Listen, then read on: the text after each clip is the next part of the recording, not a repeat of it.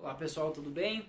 Trazendo aqui para vocês hoje então mais um vídeo falando sobre as consequências do choque elétrico no corpo humano, tá? A gente vai considerar aqui basicamente três situações, onde o choque ocorre entre as mãos, entre os dedos das mãos e nos membros inferiores, tá? Vamos lá, fazer uma seguinte suposição. Aqui, vamos fazer uma suposição que isso aqui seja um fio elétrico, tá? Digamos que ele esteja energizado. O choque entre as mãos, que é esse primeiro, o que vai acontecer? É quando acontece esse cenário aqui. A corrente elétrica que está nesse fio vai cruzar da mão, por dentro aqui da caixa torácica, até chegar na outra mão. Esse é um dos tipos, digamos assim, mais perigosos, porque a corrente elétrica vai passar muito próximo ou até mesmo pelo coração, tá? A seguinte situação, a segunda situação, é entre os dedos. Vamos dizer que aqui a gente tem o fio, tá? O que vai acontecer? Com uma mão só, vai ser entre os dedos aqui, tá? Geralmente é uma situação menos perigosa, porque a corrente elétrica, nesse caso, vai percorrer aqui entre os dois dedos, tá? A corrente elétrica sempre procura um meio ou caminho de menor resistência elétrica para percorrer. Então daqui ela vai percorrer entre os dois dedos, tá? A terceira situação, então, não tem como mostrar aqui, mas ela acontece basicamente quando atinge membros inferiores, ou seja, atingir as pernas ou até mesmo os pés. Supondo então que a gente tem um membro inferior aqui, só uma suposição, se os fios encostarem, ou pelo menos um fio encostar no membro inferior, como o pé, por exemplo, o que vai acontecer? Essa corrente elétrica vai chegar, vai pegar, vai atravessar a pele aqui e vai direto para o chão. Ou seja, é um dos menos arriscados, digamos assim, desde que seja apenas em um pé.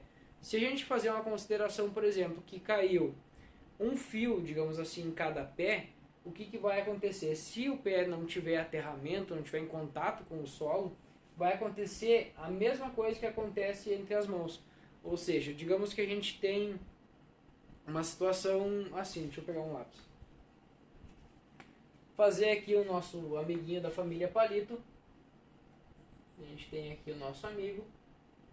O que acontece? Se o fio, por exemplo, pegar entre os dois pés dele aqui, ele está aterrado com o chão, ele não está em contato com o chão. Se um fio encostar aqui e outro fio encostar aqui, o que vai acontecer com a corrente elétrica?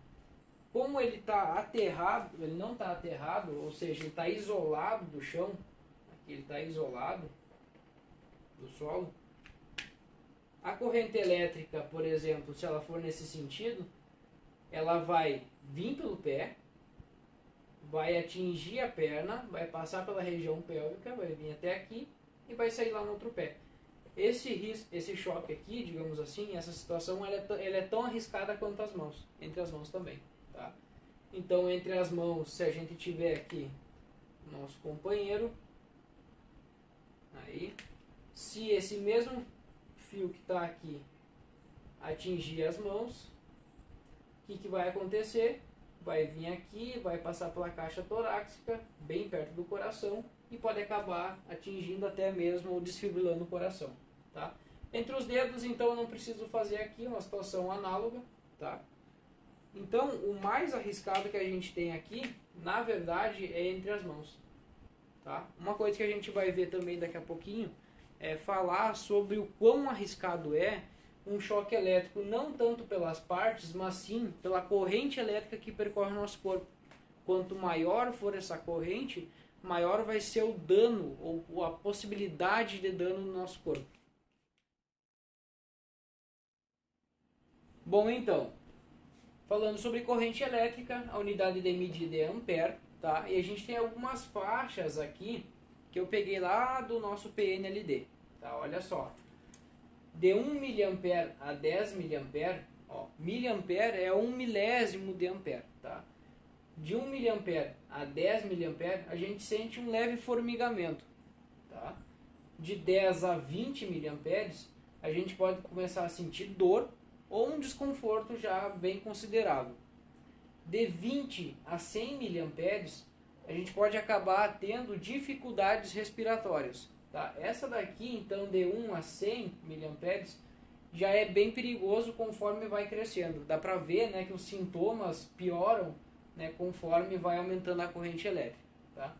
Porém, quando a gente tem uma corrente acima de 100 mA, o que vai acontecer? Pode ocorrer fibrilação cardíaca, tá? Isso aqui já é muito grave, já tem um grande risco aí da pessoa que está sofrendo uma descarga elétrica, um choque elétrico, já tem um grande risco de acabar passando bem mal ou levando até mesmo a própria morte. Tá? Acima de 200 mA, então, a gente tem uma parada cardíaca ou queimaduras graves. Tá? Então, de 1 a 100 mA de corrente, a gente tem sintomas graves, claro que vai piorando conforme vai crescendo, e de 100 acima de 100, basicamente, a gente já tem situações bem complicadas. Só para vocês terem uma noção, aqui a gente está falando em miliamperes. Um carregador de celular, por exemplo, né, a gente encontra facilmente carregadores hoje que tem na faixa de 1.000, 2.000, 3.000, 4.000 miliamperes. Tá? Então o que acontece? Aqui a gente tem 1 mA e tem carregadores de celular hoje que tem 4.000 mA, ok? Então, para vocês verem que essa corrente elétrica aqui, ela não é tão absurda. Na verdade, é relativamente baixa. Um ponto importante para se dizer aqui é que a diferença de potencial ou a tensão aplicada não é tão importante quanto a corrente nesse sentido, tá? A gente vai fazer alguns exemplos aqui, mostrar algumas situações do porquê que a corrente é mais importante do que a tensão.